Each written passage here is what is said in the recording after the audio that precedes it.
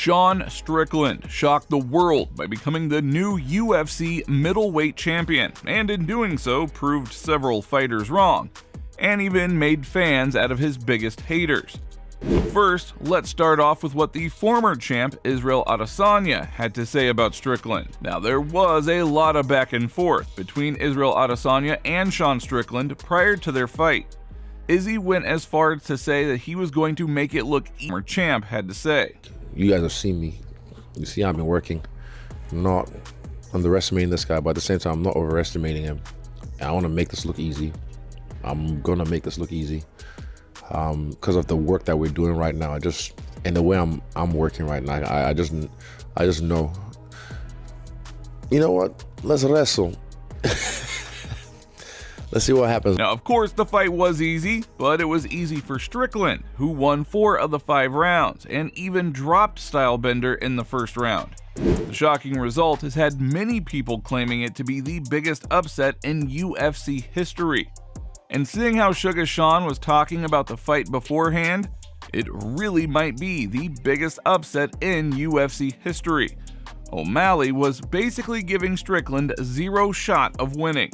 Just take a listen to what the new bantamweight champ had to say. Sean Strickland is such a huge underdog, even a bigger underdog than I was against Aljo. God, if he wins, I'll fucking probably jump off a cliff onto my fucking head. Now, to be fair to O'Malley, he did give Strickland props after he shocked the world. But another person who was shocked watching Strickland run through Stylebender was Henry Cejudo.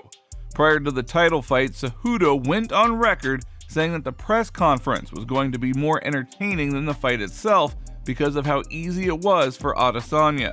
Just take a listen to what Triple C had to say. Guys, I think it's a no-brainer. I think it's going to be an entertaining fight. I think I'm looking forward to more of the press conference than I'm actually looking forward to this actual fight. You know what I'm saying? I wish it was Dracus du Plessis, you know, the real African brother. But yeah, man, I just can't, man. As much as I hate on Israel, he's done some special things. However, there was one person who seemed to have been giving Strickland a fair shot at winning, and that was former middleweight champion Robert Whittaker. Judging by his breakdown of the fight, Strickland fought the perfect fight. Just take a listen to what the Reaper had to say. Sean needed to put pressure on Izzy, get him moving back, get his back up against the fence, stay in threat range, in that threat space where he can hit Izzy, but Izzy can't use his legs without taking too much damage. And the question of the day was always, how much damage is he going to take trying to get into that space? Yeah. And mate, the answer is not much. Not only did Strickland not take any real punishment from Izzy, but he battered the former champ. It was truly a masterclass performance. In fact, the performance was so magical that it inspired Chael Sonnen. The path to victory for Strickland was so hazy that no one was really giving him a shot to win. But having pulled off the win, it made Sonnen a believer. Just take a listen to what Chael Sonnen had to say. Sean Strickland's an inspiration. He's that same guy. Everything you think he did, he did. Everything you think you heard him say, you heard him right. Every little corner you tried to pin him into because of some interview that he used, you aren't wrong. And now he has inspired an entire world. He overcame. Now, another person who seems to be inspired by Strickland's journey to the top is none other than the former champ Daniel Cormier. In his reaction, he gives Strickland credit to overcome his childhood hurdles to become the champion of the world. This is what DC had to say. He found strength in the wrong people as a young kid, and as most young kids will do, they make mistakes. But Sean Strickland took all those negatives, all those things that really did dictate his life early on, and he used those things to propel him into the UFC middleweight champion. All those hardships allowed for Sean Strickland to do the unthinkable because people did not believe that he could win. And I'm going to be honest with you, I King. Up short notice, taking the last fight of the year in 2022, taking the first fight of the year in 2023. He literally paid his dues with blood, sweat, and tears, and now he's here as the middleweight champion of the world. Bisping really did do justice to Strickland's journey. Another person who was thoroughly impressed with what Strickland accomplished was Demetrius Johnson. So when you can impress someone like Mighty Mouse, well, you know you've done something right. Just take a listen to what Johnson had to say. Congrats to Sean Strickland. He did the impossible that all of us thought he could not do, but he just climbed Mount Everest. He showed bravery. He showed discipline in going forward. Congrats to him. He did an amazing job of solving the puzzle without adding anything different to the puzzle. Not anything different to the puzzle. He just walked across distance, stayed super disciplined. When Izzy went lateral, he was able to find his shot. Strickland made a ton of new fans by becoming the UFC champ, one of them being the former welterweight contender and UFC commentator Dan Hardy. Hardy now considers Strickland to be one of his favorite fighters because of his unique fighting style and personality.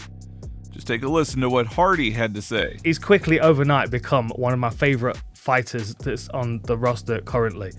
It's not because I love watching him fight because of his style though, it's because of how he fights and his attitude. Like the post-fight press conference was brilliant. It was just anarchy from start to finish. And I can't help but watch it. It was pretty funny. It was brilliant. Pretty funny. He drifted between sort of like Matthew McConaughey and the Dude, and like there were loads of different characters mixed in there, but he is just mad. However, someone who still isn't impressed by Strickland is Ian Gary.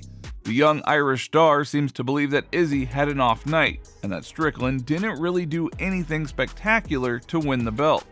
Just take a listen to what Gary had to say. The truth is, Ariel, when you watch the fight back, what did Sean do that was elite?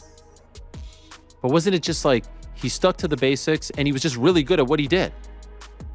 He done this for most of the fight. Yeah. Threw a jab and threw fuck all kicks.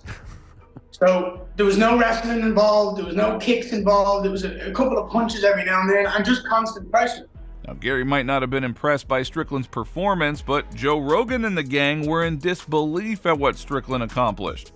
Most of them were at a loss for words for what they had just witnessed.